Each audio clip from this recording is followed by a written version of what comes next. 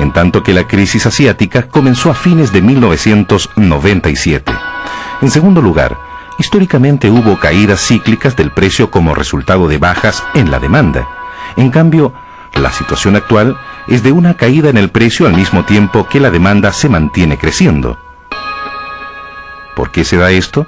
Por un crecimiento desmedido de la producción por sobre la demanda. El senador Lavandero, el profesor Caputo y otros investigadores denunciaron esta situación en numerosas ocasiones.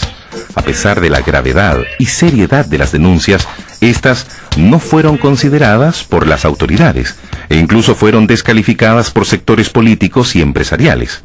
De parte del gobierno, nunca hubo respuesta.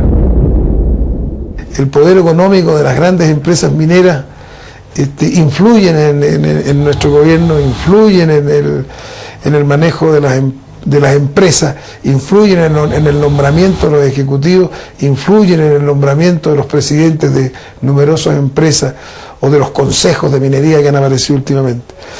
Y eso trae como consecuencia que cuando uno empieza a hablar de este tema, todo el mundo se cierra y nadie quiere conversar.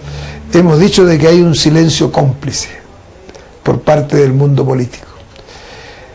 Y nosotros no quisiéramos ser parte de ese silencio cómplice.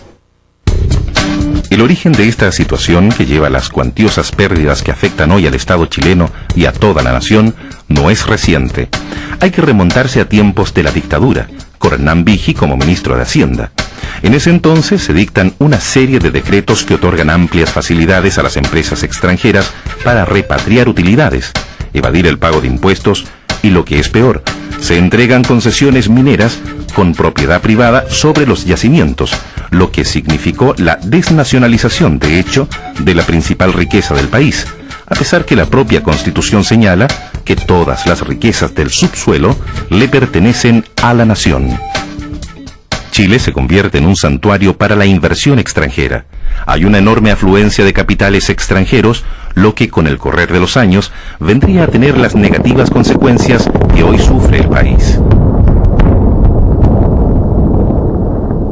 Cuando la globalización significa una libertad para que las empresas extranjeras inviertan en el resto de los países, orientan sus inversiones hacia las materias primas o energéticos, de tal manera de abastecerse, digamos, y la competencia lleva a los incrementos de producción. En la ciencia económica hay modelos, ¿sí?, que se han denominado como modelos de crecimiento empobrecedor, ¿sí? Y eso es lo que está sucediendo, digamos, en Chile, en que crece la producción de cobre mucho, pero la baja que se ha provocado del precio por ese crecimiento de la producción es proporcionalmente tan fuerte que hace que los ingresos globales del país disminuyan.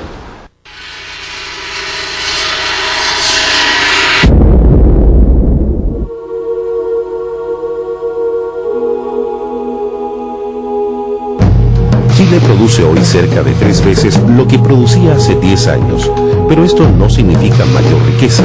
Por el contrario, el Estado, que recibía el 50% del valor total de las exportaciones de cobre, hoy recibe solo el 5%. La baja del precio del cobre por sobreproducción, la entrega de yacimientos en propiedad privada y el no pago de impuestos explican esta situación. El cobre es un recurso no renovable, y en todos los países del mundo, cuando se explota un recurso no renovable, hay una patente minera con relación a la producción o royalty.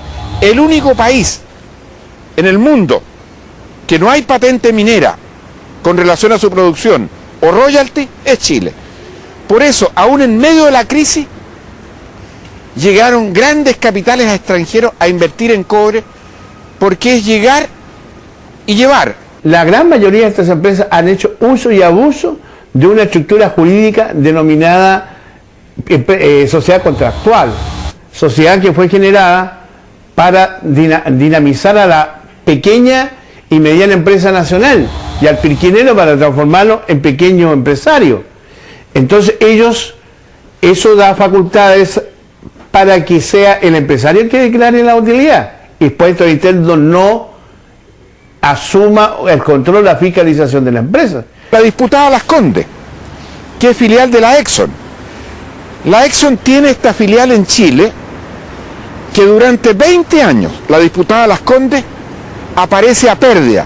¿Alguien cree que la empresa más grande del mundo, la Exxon, tiene una filial en Chile trabajando a pérdida durante 20 años consecutivos? ¿Y cómo se realiza esta argucia? La Exxon crea una filial en las Bermudas y esa filial le presta la plata a la diputada Las Condes con intereses que son el doble de la tasa internacional.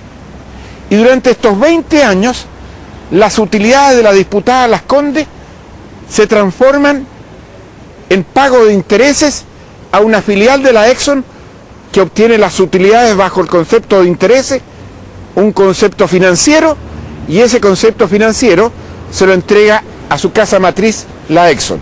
Este fenómeno de que las empresas particulares tributen menos era para fomentar el ingreso de capital, pero hoy en día es ya al revés.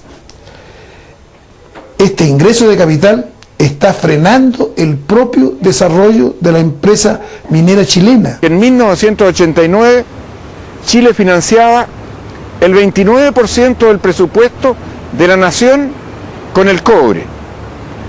Financiaba, para ser más gráfico, el presupuesto del Ministerio de Salud, de Vivienda y de Educación. Y produciendo hoy día 3 veces más,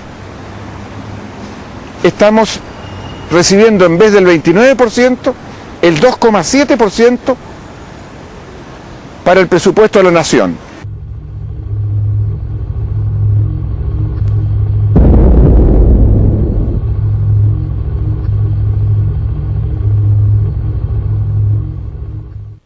Las empresas lo primero que hacen es disminuir los costos salariales, disminuir la plantilla, hacer innovaciones tecnológicas que desplazan trabajadores. En Chile además existe desde la legislación, desde la dictadura, hubo un cambio en la legislación laboral que permitió que se flexibilizara, entre comillas, todas las reglamentaciones y todas las formas de contratación de los trabajadores en Chile.